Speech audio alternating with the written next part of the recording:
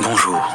Aujourd'hui, pour ce nouvel épisode de l'Atelier des Mondes et pour nourrir la réflexion sur la créativité, j'ai envie de vous parler de l'hypnose. Je crois que l'hypnose est un outil intéressant pour un écrivain ou pour un créateur, puisqu'il propose de créer dans l'esprit de la personne qui écoute des effets qui peuvent être même des effets sur le corps. Alors, je crois que par exemple, un bon roman doit être capable de faire rire, de faire pleurer, de créer des émotions.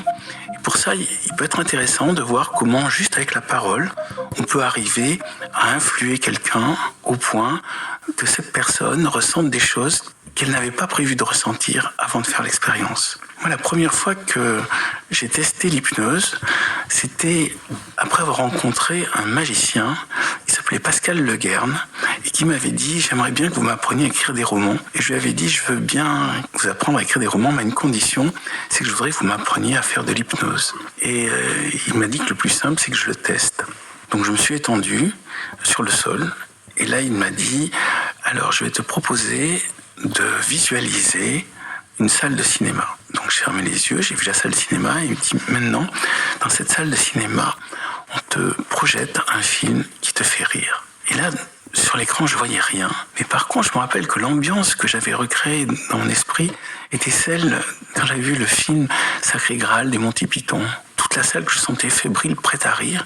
Et puis les rires sont arrivés dans la salle quand j'avais vu le film. Et là, je me suis mis tout d'un coup à rire, alors que sur l'écran, il n'y avait toujours rien.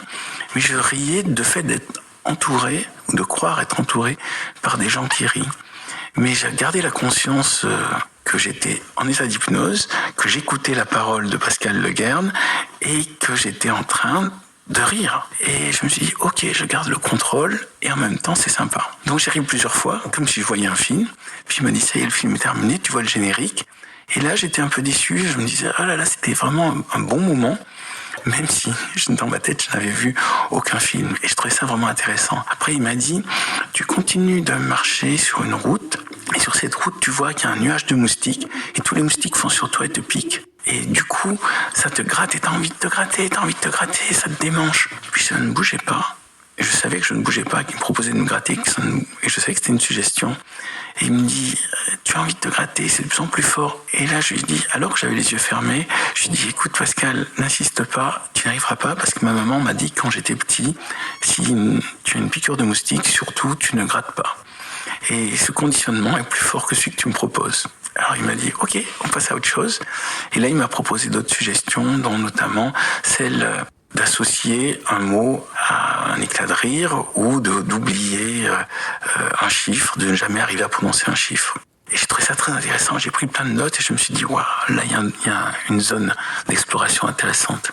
Alors, j'ai commencé à faire moi-même des expériences similaires autour de mon entourage. En fait, en fin de soirée, je disais, bon, s'il y a des gens qui veulent que je vous fasse une séance, je peux le faire. Et ça s'est su. Et je me rappelle que une fois, il y a des journalistes de télévision qui venaient, une petite chaîne de télévision qui venaient m'interviewer. Ils m'ont dit, il paraît que vous faites des séances d'hypnose, vous pouvez le faire sur nous. Alors, je dis oui. Et puis, ils étaient 4-5. Là, à un moment où ils étaient couchés, je leur dis, maintenant, chaque fois que vous entendrez le mot télévision, vous éclaterez de rire. Et je dis télévision, ils rient. Je leur dis télévision, ils rient. Et une troisième fois, pour bien l'installer.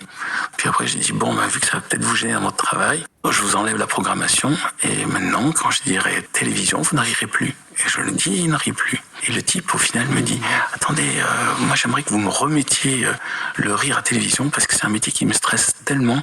J'aimerais maintenant, chaque fois qu'on me parle de télévision, me détendre. Et je lui ai remis, j'ai dit, maintenant, quand vous entendrez télévision, ça vous fera éclater de rire. Et quelques temps plus tard, d'ailleurs, je l'ai eu au téléphone, j'ai dit, alors, ça va, ça a marché, pour le reste, t'as pas gêné pour ton travail? Il dit, non, pas du tout.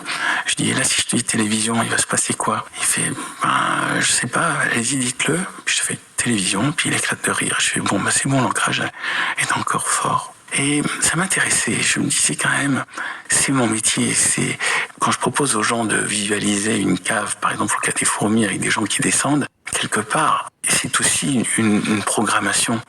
D'ailleurs, je me rappelle qu'il y avait des gens, vu que donc c'était des personnages qui n'arrêtaient pas de descendre dans une cave, et je leur disais, c'est comme si vous descendez dans votre inconscient. Je me rappelle, il une personne qui m'avait dit j'adorais la scène où il y a un enfant qui court avec un cerf-volant.